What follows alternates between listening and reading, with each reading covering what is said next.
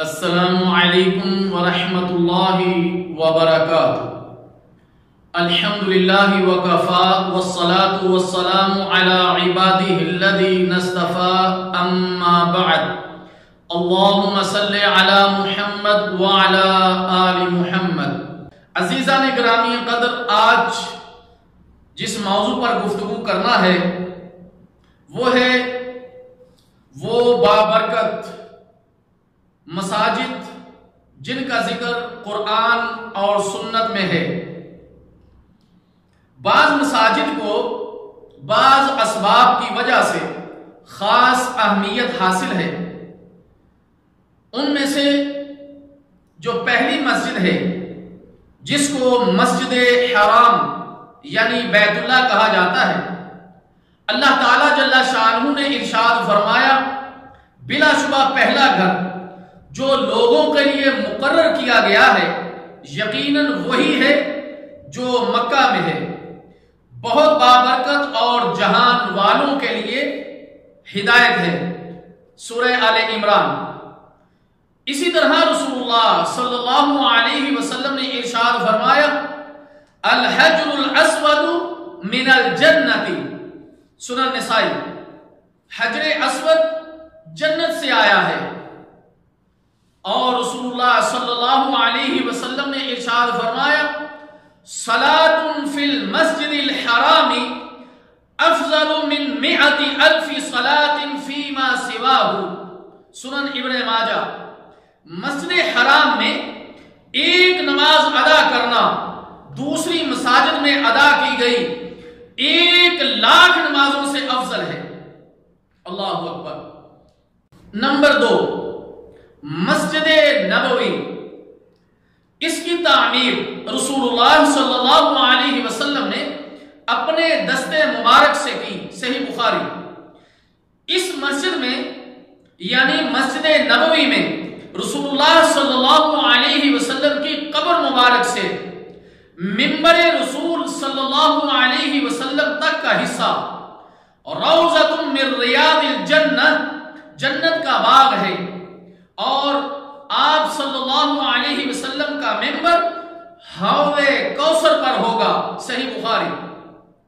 رسول اللہ صلی اللہ علیہ وسلم نے فرمایا، صلاۃ فی مسجدی ھذا خیر من 1,000 صلاۃ فیما سواہ الا المسجد الحرام، صحیح بخاری۔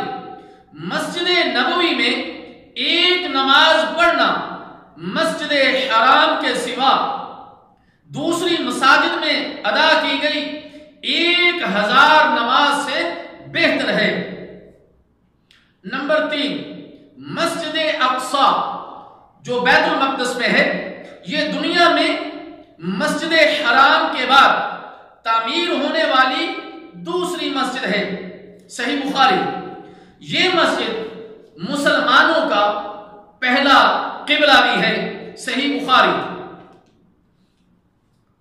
یہی 3 مساجد ہیں جن کی طرف محض زیارت کی نیت سے جانا جائز اور جن کی زیارت پر ثواب بھی ملتا ہے۔ رسول اللہ صلی اللہ علیہ وسلم نے ارشاد فرمایا، لا تشد الرحال الا الى 3 مساجد، المسجد الحرام، المسجد الرسول صلی اللہ علیہ وسلم ومسجد الاقصی، صحیح بخاری۔ 3 مساجد، مسجد حرام، مسجد نبوی اور مسجد اقصی کی زیارت کے علاوہ کسی اور مقام کی زیارت پر ثواب کی نیت سے اس کی طرف سفر نہ کرو۔ نمبر 4، مسجد قباء۔ تاریخ اسلام میں یہ پہلی مسجد ہے جسے رسول اللہ صلی اللہ علیہ وسلم نے تعمیر فرمایا، صحیح بخاری۔ رسول اللہ صلی اللہ علیہ وسلم نے ارشاد فرمایا، الصلاۃ فی مسجد قباء کعمرۃ، سنن ترمذی۔ مسجد قباء میں ایک نماز ادا کرنا ایک عمرہ ادا کرنے کے برابر ہے۔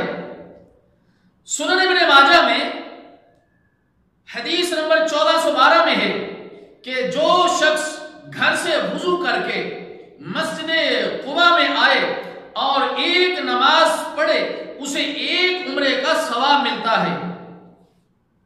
رسول اللہ صلی اللہ علیہ وسلم خود ہر ہفتے اس میں ایک نماز پڑھنے کے لیے وہاں تشریف لے جاتے ہیں۔ صحیح بخاری۔ نمبر 5، مسجد ذوالحلیفہ۔ مسجد ذوالحلیفہ بابرکت وادی میں ہے۔ رسول اللہ صلی اللہ علیہ وسلم نے ارشاد فرمایا، آج رات میرے رب کی طرف سے ایک فرشتہ آیا، تب آپ وادی عتیق میں تھے، اس نے فرمایا اس مبارک وادی میں نماز پڑھیے۔ صحیح بخاری۔ میرے محترم دوستو، یہ تھی وہ چند مساجد کہ جن کا ذکر قرآن اور پیارے نبی صلی اللہ علیہ وسلم کے فرمان میں موجود ہے۔ ان میں سے پہلی جو 3 ہیں، صرف اور صرف ان کی طرف زیارت کی نیت سے اگر کوئی مسلمان جاتا ہے تو اس کو اس پر ثواب ملتا ہے۔ اور جو چوتھے نمبر پر ہم نے مسجد قباء کا ذکر کیا، اس میں ایک نماز ادا کرنا عمرے کے برابر ہے۔ اور 5ویں نمبر پر جس وادی کا ہم نے ذکر کیا، وادی عتیق، وہ ایک بابرکت اور مبارک وادی ہے جہاں فرشتے نے آ کر آپ صلی اللہ علیہ وسلم سے کہا کہ آپ اس مبارک وادی میں نماز پڑھیے۔ وہ لوگ جو مکہ یا مدینہ کے رہائشی ہیں، ان سے گزارش ہے کہ اللہ تعالیٰ جل شانہ کا آپ پر خاص کرم و فضل ہے، آپ اپنی نمازوں کو بیت اللہ میں اور مسجد نبوی ہی میں ادا کیا کریں۔ لیکن دیکھا یہ گیا ہے کہ بہت سارے احباب جو وہاں کے رہائشی جو قریب ہیں اور ان کے لیے نماز پڑھنا بڑا ہی آسان ہے، لیکن وہ اپنی ان نمازوں کو ضائع کر دیتے ہیں اور ایک بہت بڑے اجر سے محروم ہو جاتے ہیں۔ اسی طرح بہت سارے دوست احباب جو عمرہ یا حج کی نیت سے مکہ یا مدینہ میں موجود ہوتے ہیں، وہ بھی اپنی نمازوں کو ضائع کر دیتے ہیں اور ایک بہت بڑے اجر سے محروم ہو جاتے ہیں۔ اللہ تعالیٰ جل شانہ سے دعا ہے کہ اللہ تعالیٰ ہمیں ان اجر عظیم کو حاصل کرنے کی توفیق عطا فرمائے۔ والسلام علیکم ورحمۃ اللہ وبرکاتہ۔